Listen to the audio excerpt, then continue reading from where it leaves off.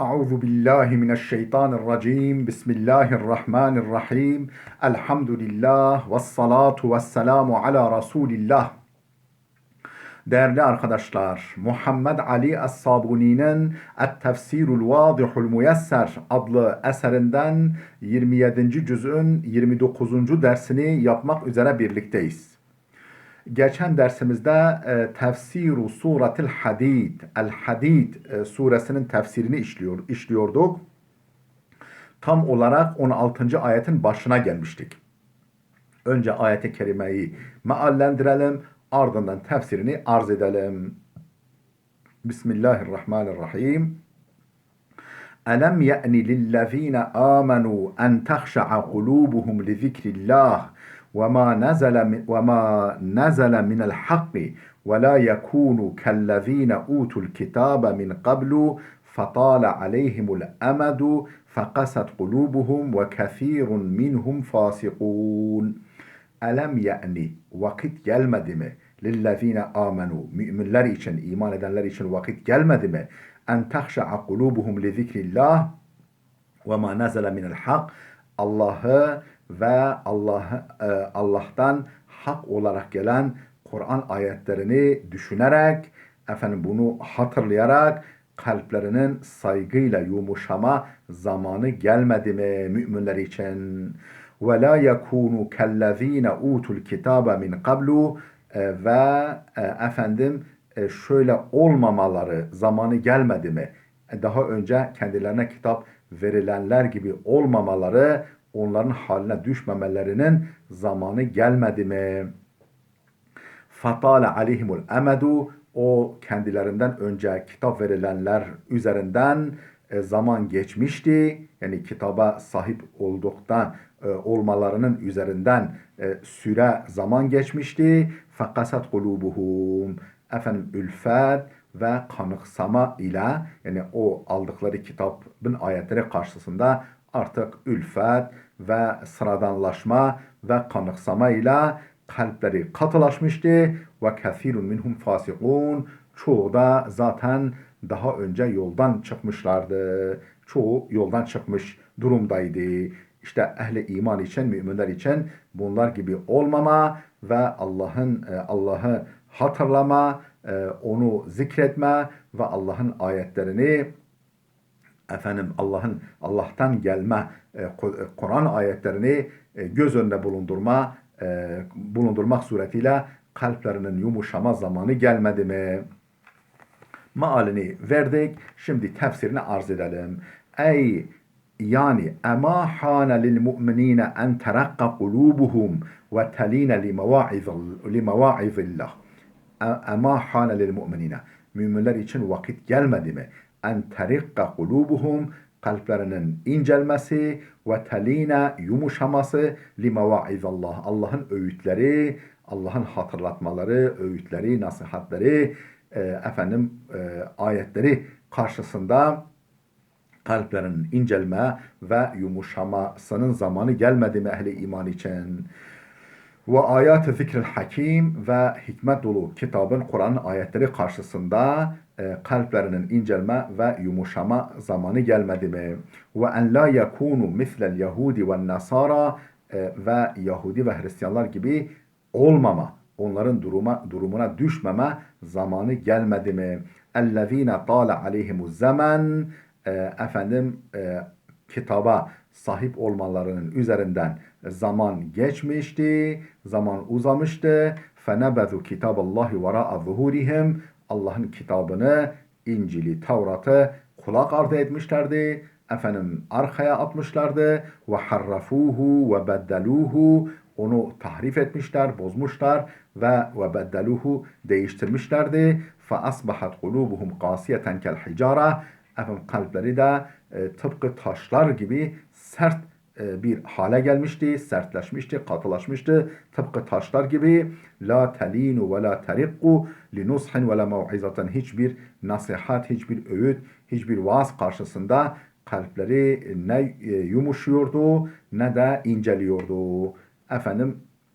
Bunların durumuna düşmeme zamanı gelmedi mi müminler için? Vel kethirun minhum fasikun, Onların pek çoğu fasıktır. Haricuna an ta'atir rahman. Ne demek fasıktır? Yani rahmeti sonsuz olan Allah Teala'ya itaatin dışına çıkmışlar. O itaattan sapmışlar. Mealini verdik. Şimdi yeni bir meal verdik. Tefsirini okuduk. Yeni bir ayete geçiyoruz. İ'lemû ennallâhe yuhyil arda ba'de mevtiha kad beyyenna lekumul âyâti leallekum ta'qilûn. İ'lemû, biliniz ki ennallâhe yuhyil arda ba'de mevtiha. Biliniz ki Allah Teala yeryüzünü ölümünden sonra, yani kupkuru hale geldikten sonra, hayat emaresi kalmadıktan sonra yeryüzünü ihya eder. قَدْ بَيَّنَّا لَكُمُ الْآيَاتِ لَعَلَّكُمْ تَعْقِلُونَ. Biz ayetlerimizi bu şekilde size beyan ederiz ki, yani kudret delillerimizi, her şeye kadir olduğumuzu, öldükten sonra dirilmeye de kadir olduğumuzu, o ölmüş, kas katı kesilmiş kalpleri bile yumuşatmaya, inceltmeye kadir olduğumuzu size beyan ettik. لَعَلَّكُمْ تَعْقِلُونَ. Umulur ki, umulur ki, aklınızı çalıştırırsınız, gerçekleri akledersiniz, hakikatleri kavrarsınız. El-ayetu veradat mevridet temsili. Bu ayet bir temsil niteliğinde gelmiştir. Bir temsil niteliğinde, özelliğinde gelmiştir. Kema kâlel mufassirun. Müfessirlerin dedikleri gibi. Vel ma'na. Bu ayetin mesajı şudur. Kema tahyel ardul qahiletul mucdibetu bil matar. Kezalike yuhyillahul kulubel qasiyete bil hikmeti ve nuril Kur'an. Ayetin verdiği mesaj şudur. Kema tahyel ardul qahiletu el mucdibetu, kupkuru, çorak, verimsiz toprak bilmatar, yağmurla hayat bulduğu gibi, nasıl ki kupkuru, hayattan yoksun, bitki bitirmez hale gelen toprak yağmurun yağmasıyla nasıl hayat buluyorsa, nasıl diriliyorsa, canlanıyorsa bitkilerle, çiçeklerle, güzelliklerle, kezalike yuhyillahul kulubel kasiyete bil hikmeti ve nuril Kur'an. Aynı şekilde Allah kas katı kesilmiş kalpleri hikmet ile ve Kur'an nuruyla ihya eder. Ona kadir olan Allah bu kalpleri de ihya etmeye, güzellik yumuşatıp, inceltip, güzelliklerle bezemeye, hikmet ve irfan çiçeklerini oradan, o gönüllerden açtırmaya kadirdir. قَدْ وَضَّحْنَا لَكُمُ الْاَمْثِلَةَ وَالْمَوَاعِظَ. İşte misallerimizi ve öğütlerimizi sizin için bu şekilde izah ederiz. Key ta'kilu ma fiha. Yani ta ki o nasihatlerin, o öğütlerin içeriğini akledersiniz. Ona akıl erdirersiniz. Onu düşünesiniz, kavrayasınız. Ve tetedebberu kitabullahi. Allah'ın kitabı olan Kur'an-ı Kerim üzerinde umulur ki bu şekilde düşünürsünüz. Kâle İbn Abbas. İbn Abbas Hazretleri demiştir ki, yani yahya'l kulubul meyyitetu bil ilmi vel hikmeti. Yani şu demek isteniyor. Yahya'l kulubul meyyitetu bil ilmi vel hikmeti.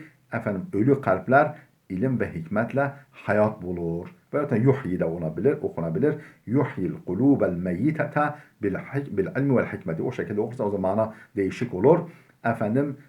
Allah ölü kalpleri ilim ve hikmetle ihya eder. Tıpkı kupkuru yeri yağmurla ihya ettiği gibi, hayata kavuşturduğu gibi, canlandırdığı gibi. İnnel musaddikine vel musaddikati ve akradullaha qardan hasanan yudâ'afu lehum ve lehum ecrun kerim. İnnel musaddikine vel musaddikati. Sadaka veren erkekler ve kadınlar. Sadaka veren erkek müminler ve kadın müminler, Müslümanlar. Ve akradullaha qardan hasanan. Ve Allah'a bu şekilde borç verenler. Bu şekilde hayır hasenat yollarında fakir fukaraya, Allah'ın dinine destek için harcamada bulunmak suretiyle Allah'a borç verenler. Allah bu şekilde yapmayı kendine borç vermek olarak kabul ediyor.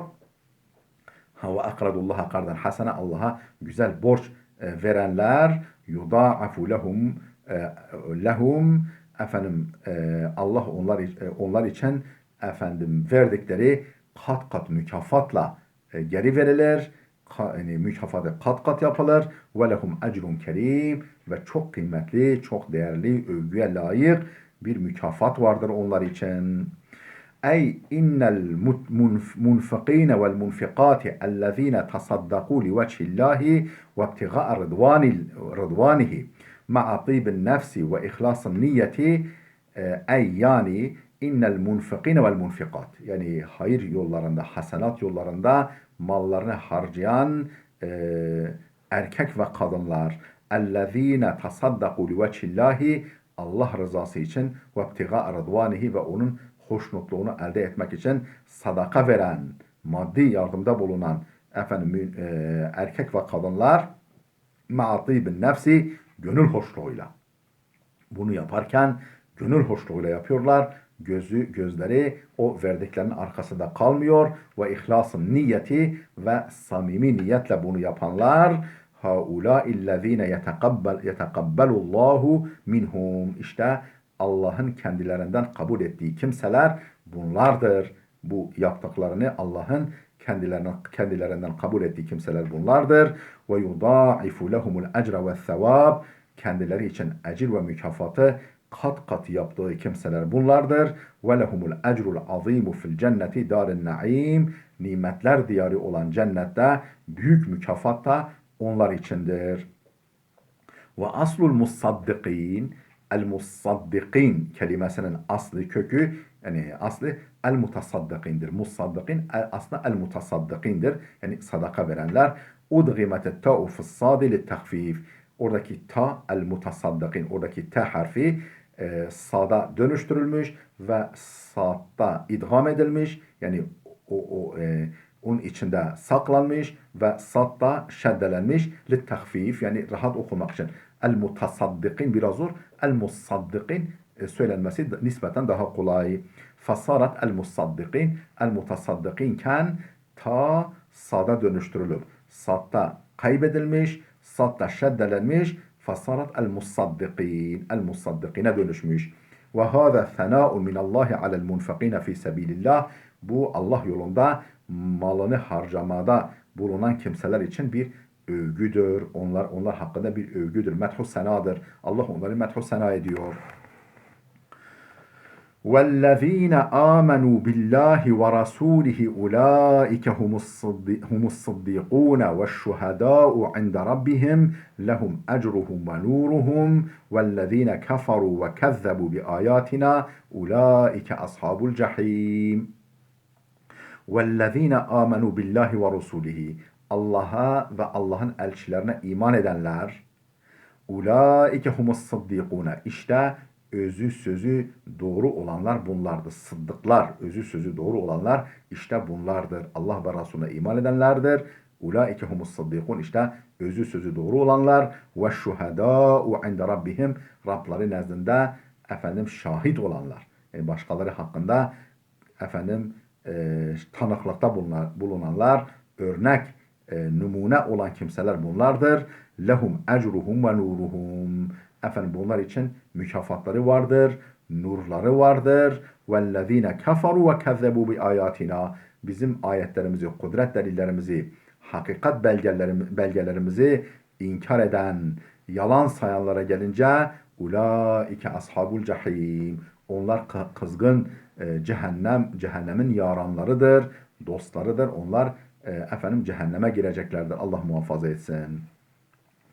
Ey, şimdi tefsirini okuyoruz. Ey yani vellezine amenu bi vahdaniyetillahi ve vücudihi, yani Allah'ın birliğine ve varlığına ve birliğine iman eden, ve saddaku bi rusulihi kâffeten, ve istisnasız bütün peygamberlerini tasdik edenler, haulâi, işte bunlardır. Humullezine hazu mertebete sıddikiyeti, sıddıkiyet, tırnak içinde sıddıkiyet mertebesini, yani özü sözü doğru olma, kul mertebesini haiz olan, elde eden, kazananlar işte bunlardır. Fehum bi menzileti sıddikin, bunlar sıddıklar, özü sözü doğrular derecesindedirler. Vellezine isteşhedû fi sebilillah, vellezine istuşhidu fi sebilillah lehum fil ahireti el-thevabul cezil. efendim ve şuhadâ'u inde rabbihim vellezîne stuşhidu fî sebilillah ve Allah yolunda şehit edilenler de lehum fil ahireti sevabul cezil ahirette bunlar içinde bol mükafat vardır ve nurul vaddâ'u efendim parlak nur vardır yes'a beyne eydihim önlerinde yürüyen, onlara yol gösteren, onların önünü aydınlatan nurları vardır. Emmel kuffarul fuccar kafir ve günahlara dadanan günahkarlara gelince fehum ashabul cehim. Onlar cehennemin dostlarıdırlar. Onlar cehennemden ayrılmayacak kimselerdir. La yufarikunaha ebeden. Asla oradan ayrılmayacaklardır. Oradan hiç çıkamayacaklardır. Efendim değerli dostlar şöyle müfessirimiz farklı bir meal verdi ayete, mana verdi. Dedi ki وَالَّذ۪ينَ آمَنُوا بِاللّٰهِ وَرُسُولِهِ اُولَٰئِكَ هُمُ الصَّدِّقُونَ. Efendim Allah'a ve Resullerine iman edenler, efendim sıddıklar onlardır. Burada durdu, halbuki orada durmaması lazım. Durunca mana farklılaşıyor. وَالشُّهَدَوْ عَنْدَ رَبِّهِمْ yani Allah yanında şehitler, yani bu şehit, halbuki konu şehit konusu değil. Konu efendim örnek, mümin örnek Müslüman olma konusudur. Efendim onun için orada as-sıddîkûne'de durmamak lazım. Hemen devam etmek lazım ki mana benim arz ettiğim gibi şeklinde olsun. O zaman mana nasıl oluyor? وَالَّذ۪ينَ آمَنُوا بِاللّٰهِ وَرُسُولِهِ Allah ve Resulüne iman edenler ulaike onlardır humus sıddîkûne. Özü sözü doğru olanlar onlardır. Ve şuhedâ'u efendim şahitler, kriterler, efendim örnek numune olanlar, numune imtisal olanlar onlardır. Ande Rabbihim Rableri nezdinde lehum ecruhum ve nuruhum böylelerinin Allah katında efendim mükafatları ve nurları vardır diye o şekilde meal vermek, mana vermek bence daha isabetli olur. Başka yeni bir ayet-i kerimeye geçiyoruz. İ'lemû ennemel hayâtud dünya la'ibun ve lehvun ve zînetun ve tefâhurun beynekum ve tekâthurun fil emvâli vel evlâd. İ'lemû biliniz ki ennemel hayâtud dünya, dünya hayatı, biliniz ki dünyalık hayat, dünya hayatı yani ahiretten kopuk, ahiretten efendim koparılmış, efendim sekülerleştirilmiş dünya hayatı la'ibun bir oyundur ve lehvun bir eğlencedir, bir oyalanmadır ve zinetun bir süstür, bir bezektir ve tefahurun beynekum aranızda karşılıklı övünmedir. Benim şuyum var, senin şuyun var falan karşılıklı övünme. Ben şöyle yakışıklıyım, sen şöyle güzelsin vesaire. Ve tekâthurun fil emvali vel evlad efendim mallarla ve evlatlarla çokluk yarışına girmektir. Benim malım senin malından şu kadar çok, ben senden şu kadar zengin, fazla zenginim, benim evlatlarım, nüfuzum, aşiretim, akrabalarım seninkinden çok kadar daha fazladır. Ahiretten bağımsız, ahiretten efendim bağlantısız dünya hayatı bunlardan ibarettir. Bir oyundur, bir oyundur, oyalanmadır, bir efendim süstür, bir karşılıklı övünmedir. Kendi aranızda bir çokluk yarışına girmedir. Mal ve evlat konusunda çokluk yarışına girmekten ibarettir dünya hayatı. Yani eğer ahiretten bağımsız düşünülürse dünya hayatı budur. Ey yani i'lemu eyyühen nas ey insanlar biliniz ki enne hâzihil hayata dünya şu dünya hayatı mahye illa serabun hadi'un ancak bu dünya hayatı ahiretten bağımsız ahiret boyutu düşünülmeyen ahiretin çiftliği ahiretin tarlası olarak ahiret hesabname hesabına ekilip biçilmeyen meyvesi alınmayan o tarafa gönderilmeyen dünya hayatı mahiye değildir. İlla serabun hadi'un ancak kandırıcı, aldatıcı bir seraptır. Ve lu'abun ke lu'abil atfal çocuk oyuncakları gibi bir oyuncaktır. Çocukların oynamaları gibi, oyunları gibi birer oyundur dünya hayatı. Yetefâharu fihen nasu insanlar onda dünya hayatına birbirlerine karşı iftihar ederler, övünürler. Bi kesretil emvali vel evlad efendim mal çokluğuyla, evlat çokluğuyla karşılıklı övünürler. Ve yetebâhevne bil ahsabi vel ensab efendim soylarıyla, soy ve soplarıyla birbirlerine karşı Efendim böbürlenirler, iftihar ederler. Efendim ben şöyle asilim, benim atam şöyle hocaydı, şöyle şeyhti, şöyle ağaydı, şöyle paşaydı. Efendim aşiretim seninkine şu kadar asil, şu kadar senden daha soyluyum falan gibi efendim birbirlerine karşı böbürlenir, övünürler. Ve yeştagilûne bi cem'i hutamiha an taatillah. Dünyanın efendim çör çöp niteliğindeki metaini yığmak, toplamakla meşgul olup Allah'a itaatten efendim gafil olurlar. Allah'a itaatten uzaklaşırlar insanlar. Bu neye benzer? Kemeseli gaysin. Değerli dostlar burada dursun. Efendim örneğini gelecek dersimizde inşallah okuruz. Dünya hayatına kurban olduğum Allah çok güzel tasvir etti. Şimdi buna bir örnek de verecek. Efendim bu örnekten farkını da sonunda izah edecek. Değerli dostlar burada dursun. Gelecek dersimize kadar Allah'a emanet olun.